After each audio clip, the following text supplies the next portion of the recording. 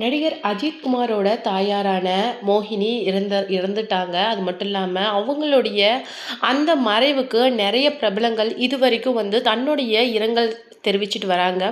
அந்த வகையில முதல்வர் விஜய் கூட திரிஷா மேம் வந்தது அப்படிங்கிறது மிகப்பெரிய சர்ச்சைக்குரிய விஷயமா பார்க்கப்படுது. அது மட்டும் கிடையாது, ரீசெண்டாக தான் அவருடைய மகனான ஜேசன் சஞ்சய் லண்டன்லேருந்து சென்னைக்கு வந்திருக்காரு. அவர் வந்ததுக்கு பல்வேறு காரணங்கள் சொல்லப்பட்டிருக்கு. அதில் முக்கியமாக தன்னுடைய அம்மாவோட உடல் நலத்துக்காகவும் வந்திருக்காரு அப்படிங்கிற மாதிரி சொல்லப்பட்டுச்சு. இருந்தாலுமே திரிஷா கூட சிஎம் வந்தது அப்படிங்கிறது மிகப்பெரிய ஒரு சர்ச்சைக்குரிய விஷயமா தான் பார்க்கப்படுது.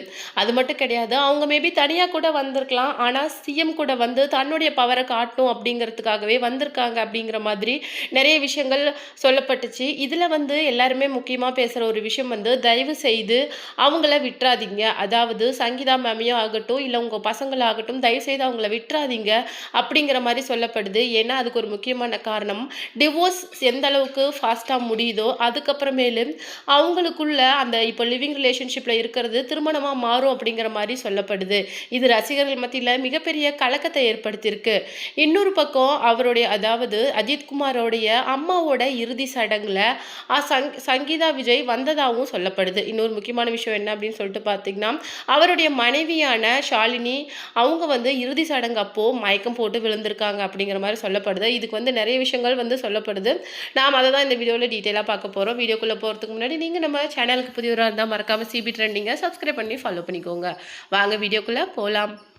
நடிகர் அஜித்குமாரோட தாயார் மோகினி இப்போ வயது மூப்பின் காரணமாக இருந்தாங்க அப்படின்னு சொல்லப்பட்டாலும், கொரோனாக்கு அப்புறம்லேருந்தே அவங்களுடைய உடல்நிலையில் அந்த அளவுக்கு முன்னேற்றம் அப்படிங்கிறது இல்லை. ரொம்ப வயசாயிருக்கு. அது மட்டும் இல்லாமல் எந்த ஒரு ட்ரீட்மெண்ட் அப்படிங்கிறதா இருந்தாலுமே அவங்களுடைய இந்த ஏஜுக்கு கொடுக்க முடியாது அப்படிங்கிற மாதிரியும், அது மட்டும் இல்லாமல் கிட்டத்தட்ட அவங்க இவ்வளோ நாள் மெடிக்கல் அப்சர்வேஷனில் தான் இருந்திருக்காங்க அப்படிங்கிற மாதிரியும் சொல்லப்படுது. 2023 தான் அவருடைய தந்தையான சுப்பிரமணியம் காலமானார். ஒரு 3 வருடங்களிலேயே அவருடைய தாயாரும் மறைஞ்சிருக்காங்க அப்படிங்கிற விஷயம் ஒரு மிகப்பெரிய வருத்தப்படக்கூடிய விஷயமா அஜித் சாரோட ஃபேமிலிக்கு இருக்குது. அவங்க அம்மா இந்த மாதிரி தூக்கத்திலேயே உயிர் பிரிஞ்சுட்டாங்க அப்படிங்கிற ஒரு நியூஸை கேட்ட உடனே மும்பையிலேருந்து ரொம்ப வேகமாக வந்திருக்காரு. ஏன்னா தன்னுடைய அந்த ரேசிங் வேலையை விட்டுட்டு வந்திருக்காரு. இப்போதான் அவருடைய திரைப்படத்திலிருந்து ஒதுங்கி தன்னுடைய பேஷனை ஃபாலோ பண்ணுறதுக்காக நடிகர் அஜித்குமார் போயிருக்காரு. லாஸ்ட்டாக அவர் நடித்த படத்தோட எந்த விதமான ஒரு அப்டேட்டும் கிடைக்காத நிலையில் இப்போ தன்னுடைய முழு கவனத்தையும் ரேசிங் பக்கம் திருப்பியிருக்காரு. அது மட்டும் இல்லாமல் அவருடைய குடும்பம் மட்டுமல்லாது நடிகை ஷாலினி அவங்களுடைய மொத்த ஃபேமிலியும் இவர் தான் அவங்களுடைய பேரண்ட்ஸையும் நல்ல ஒரு கேரில் கவனிச்சிட்டு வராங்க. அந்த வகையில் இன்னைக்கு தந்தையை தொடர்ந்து தாயும் மரணம் அடைஞ்சிருக்கிற இந்த விஷயம் அவருக்கு மிகப்பெரிய கலக்கத்தை ஏற்படுத்தியிருக்கு.